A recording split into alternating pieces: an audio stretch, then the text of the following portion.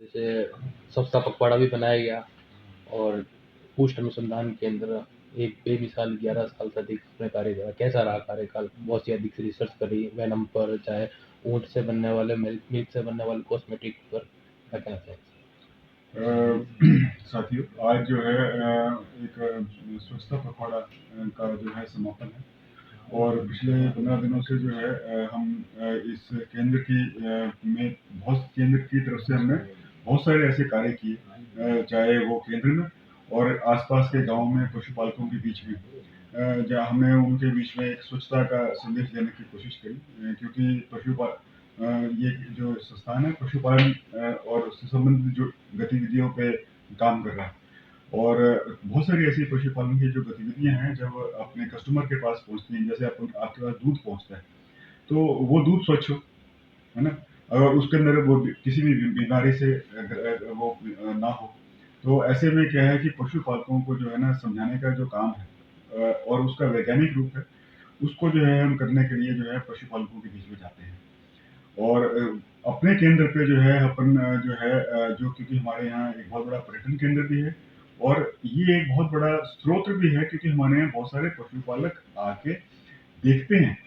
कि किस तरह से गतिविधियां की जा रही हैं। तो किस तरह से अपन पशुओं को पालें, किस तरह से जो है ना पशुओं में स्वच्छ दूध का उत्पादन करें। तो ऐसे में क्या है कि उनकी प्रेरणा के तहत जो है अपन इस केंद्र में जो है बहुत इस तरह के कार्य करते हैं और लगभग पिछले गत 15 दिनों में हमने ऐसी ही बहुत सारी गतिविधियों को जो है ना अंजाम दिया, बल्कि स्कूल के अंदर बच्चों को भी जो है स्वच्छता के अनुरूप जो है एक संदेश दिया और एक निबंध प्रतियोगिता का भी आयोजन किया गया, ताकि वो भी जो है स्वच्छता के महत्व को समझे। और पिछले जो इतने गत वर्षों में जो है ना इस केंद्र ने जो है बहुत सारे ऐसे काम किए जिसमें जो है केंद्र का भी नाम हुआ, क्योंकि बहुत सारी ऐसी गतिविधियां हैं जिसमें ऊंट जो है वो जुड़ा हुआ है और चाहे वो एक पशुओं मतलब पशुपालक की आय के लिए हो, क्योंकि बहुत सारे आप देखते हैं तो उनको उन ऊँटों को अपन किस तरह से स्वस्थ रख सकें, ये एक हमारे केंद्र का ध्येय रहता है। तो समय-समय पर हम कभी अपने बहुत सारे कैंप करते हैं, कभी अपने बीकानेर की अनाज मंडी में जाकर भी कैंप करते हैं और उन पशुपालकों को समझाने की कोशिश करते हैं कि अगर आप पशु को अच्छे अच्छे तरीके से रखोगे, पशु को स्वस्थ रखोगे, तो वो आपको और आमदनी देगा। तो उससे जो है पशु के साथ जुड़ाव भी बना रहेगा और पशु आपकी आमदनी का एक बहुत बड़ा स्रोत बनेगा। दूसरा चूंकि पर्यटन का एक रूप जो है ये उभर कर आ रहा है बीकानेर में, तो और आप सब जानते हैं कि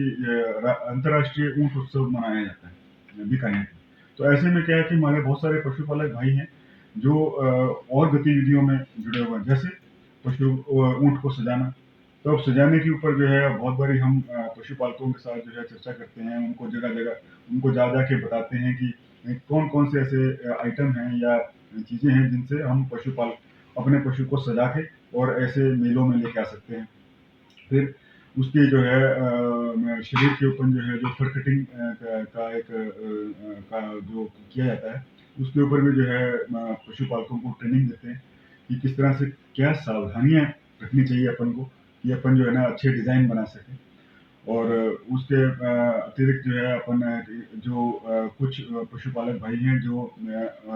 अपने ऊँटों को जो है दौड़ के लिए प्रेरित करते हैं, उनको सिखाते हैं, तो उनके ऊपर जो है ना कि इन दौड़ के लिए जो है ना क्या सावधानियाँ रखनी चाहिए, किस तरह का उनका पोषण होना चाहिए। क्योंकि जो पशु जो है दौड़ के लिए इस्तेमाल किया जाएगा, तो उसका विशेष तौर पे उसका स्वास्थ्य अच्छा होना चाहिए, उसका पोषण भी अच्छा होना चाहिए, ताकि जो है एक अच्छी परफॉर्मेंस जो है पब्लिक में दे सके। फिर उसके बाद जो है आप कुछ ऐसे पशुपालक भाई हैं जो ऊँट को नृत्य सिखाते हैं। तो ये भी एक बहुत अच्छी कला है जिससे जो है ऊँट पालक जो है अपने आमदनी का एक बहुत अच्छा स्रोत बना सकता है। तो ऊँट के उन सभी पहलुओं के ऊपर जो है अपन जो है चर्चा करते हैं कि किस तरह से किया जाता है। अब विशेष करके पिछले 15 सालों में हमने ऊँटनी के दूध के ऊपर भी काफ़ी काम किया और विशेष करके उसके स्वास्थ्य जो गुण हैं, जो मानव स्वास्थ्य के लिए काम में लिए जा सकते हैं, उनके ऊपर काम किया और अभी आपने हाल ही में देखा होगा कि पिछले अभी 10-12 दिन पहले ही एक राष्ट्रीय स्तर की गोष्ठी जो है आयोजित की गई थी, जिसमें जो है दूर-दूर से और बहुत ही उच्च पदों पे बैठे हुए अधिकारी आए और उन्होंने इस चीज़ को सराहा कि जो है केंद्र की जो गतिविधियाँ हैं, वो इस दिशा में जो है बिल्कुल जो है समय के अनुरूप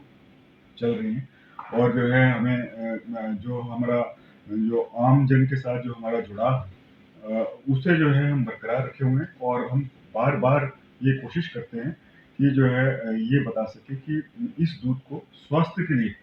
मानव स्वास्थ्य के लिए अपन किस तरह से इस्तेमाल कर सकते हैं और क्योंकि बहुत सारे ऐसे प्रयोग किए गए इस केंद्र द्वारा और उसमें जो है उन प्रयोगों के कारण ही जो है आम जन में ये एक धारणा ऐसी पैदा हो गई कि जो है ये वाक़ई में किसी काम में लिया जा सकता है। सभी जानते हैं मंदबुद्धि के बच्चों में जो है ना इसके अच्छे बहुत अच्छे परिणाम रहे। हमारे पास यहाँ काफ़ी लोग आते हैं जो इस बात के लिए जो इसके द्योतक हैं। फिर जो है मधुमेह के लिए इसको इस्तेमाल किया जा सकता है।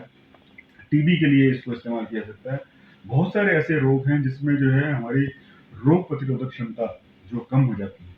तो उनके लिए इस्तेमाल में लिया जाता है। तो हमारे पास विशेष करके इसके लिए बहुत सारे लोग आते हैं जिनको हम जो है प्रेरणा के रूप में उनको जो है समझाने की कोशिश करते हैं कि ये जैसे आम गाय-भैंस का दूध है, वैसे ये दूध है। परंतु ये दूध जो है केवल इसको औषधि के रूप में ही इस्तेमाल करना है। तो इसके ऊपर जो है हम ज्ञान जो है जो केंद्र ने ज्ञान बटोरा है अपने इस प्रशिक्षणों के द्वारा और जो भी जो हमने एक्सपेरिमेंट्स किए